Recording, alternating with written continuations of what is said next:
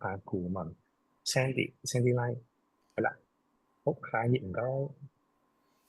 好，咁等我簡單介紹下 Sandy 啦。咁 Sandy 嘅公司咧係金太陽美容，而佢職業咧係筋膜理療師。公司嘅地址咧喺銅鑼灣，年資咧已經有19年㗎啦。而前一份工作咧係美容顧問，咁以此期望咧係成為日求族嘅居民喎。而秘密咧就係秘密多的是，如果想知咧就嚟釘鎖啦。咁而佢嘅成功關鍵咧就係開心做你想做嘅事啦。咁旁邊咧，Sandy 都分享咗張難忘嘅照片喎，咁可以 Sandy 都簡單介紹下啦。咁接下嚟嘅8分鐘咧，我哋就將時間交俾 Sandy 啦，唔該晒。好，阿子，我哋呢邊要 share 個 PowerPoint，唔該。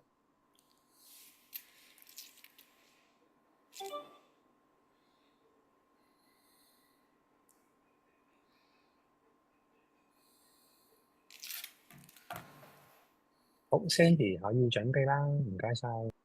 好，唔該啊，Johnny。咁首先咧，各位大家早晨啊！我喺呢度咧就首先多謝我今日邀請嚟嘅嘉賓啦，阿 Coleman 同埋阿拉田啊。咁另外咧就要多謝咧每一位咧曾經嚟用過我服務嘅會友啦，係啦，同埋而家仲繼續用緊我服務嘅會友啦。咁我係嚟自金木星嘅黎樂林，嚟到呢個地球咧，我覺得好得意啊！我就係聽到痛，我成日都聽到呢個字痛痛痛，我就覺得好奇怪，點解咧？點解地球人咁中意講呢個痛字咧？下一頁啊，唔該，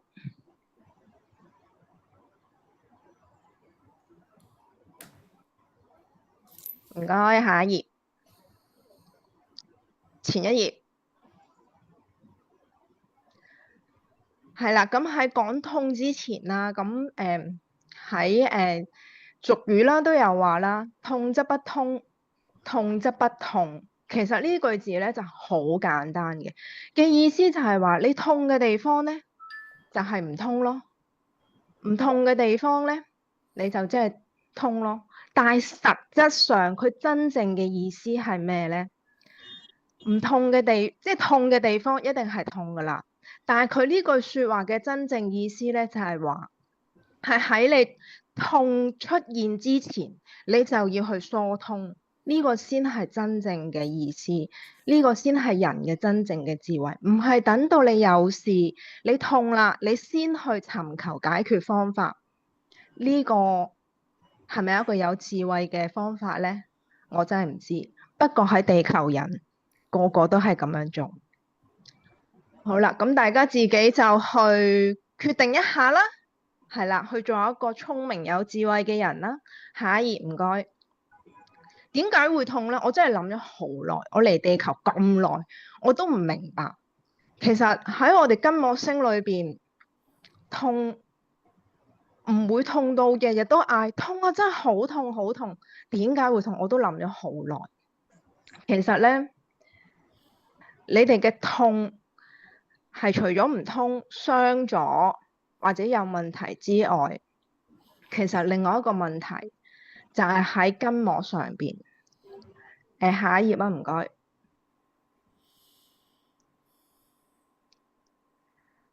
大家可以睇下呢4張圖，究竟嘅分別係咩呢？我哋筋膜其實就喺皮膚下邊嗰一層裏邊，係好貼近皮膚㗎。咁當我哋嘅筋膜健康嘅時候，其實你係唔會覺得痛嘅，你係唔會有痛呢種感覺㗎。但係當時間耐咗，受到我哋一啲嘅外來嘅衝擊啦、情緒啦、飲食習慣啦，其實你嘅筋膜自然就會收緊，因為筋膜係我哋身體嘅第一防線。當佢受到外來嘅刺激，初初梗係冇嘢啦，冇乜事啦，可能亦都冇表面嘅傷痕，但係時間耐咗就會開始脫水，同皮膚開始黏緊。當時間再耐啲，經過時間嘅洗禮，佢開始個纖維就會亂生，就會越生越多，甚至咧啲纖維越嚟越粗。我哋咧就叫纖維化，即係喺地球人所講嘅老化。有一樣嘢我想提大家，喺你痛嘅時候，其實當你身體出現痛嘅時候，其實已經係一個警號。但係你唔痛，亦都唔代表你冇事㗎。有啲情況就係你痛完，跟住唔痛，你就以為好返。對唔住啊，可能其實佢喺度呃緊你。身體係一個好聰明嘅。佢會識得呃你，亦都會識得同你講真話。咁究竟你有冇同你嘅身體去傾偈呢？你有幾信任你自己嘅身體呢？大家自己諗下。下一頁啊，唔該。係啦，咁呢4張圖咧就俾大家咧清楚睇到咧正常嘅筋膜係點，有傷痕嘅筋膜係點。上 A、B 圖咧。係啦，我哋睇翻 A 圖嗰個咧係一個有彈性同埋健康嘅筋膜嚟嘅，B 圖嗰個咧都係，但係咧 C 圖同埋 D 圖其實你明顯睇到 D 圖咧嗰個分別，就係佢嗰啲纖維咧會比較粗壯啲嘅。但係如果當我哋受傷嘅時候，呢啲纖維咧會不停生好多，因為佢要保護我哋嘅身體，做翻一個防衛，所以咧你就會咧越嚟越緊啦，越嚟越黏啦。亦都會開始有痛嘅感覺啦。下一頁啊，唔該。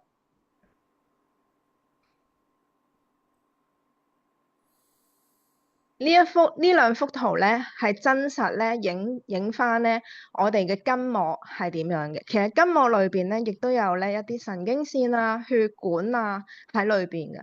所以其實當我同大家做療程嘅過程，其實你哋痛都係正常，因為你哋從來都冇去處理過。佢黏得咁緊，我幫你鬆開，你痛係正常嘅。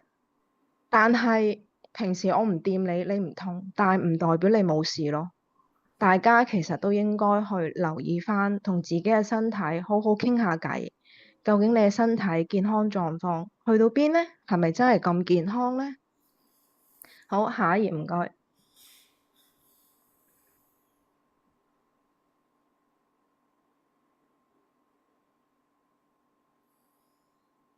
係啊，最後一頁㗎啦。係啦，我要嘅 referral 咧就係一啲培訓中心啦、新傷舊患、勞損啦，同埋一啲唔想食藥打針、唔想開刀嘅人啦。咁其實咧嚟得俾我經我治療嘅人，通常咧都係經朋友介紹啦，而佢哋介紹之前咧都做過一啲嘢嘅，就係睇個西醫啦，睇個中醫啦，尋求過好多方法啦。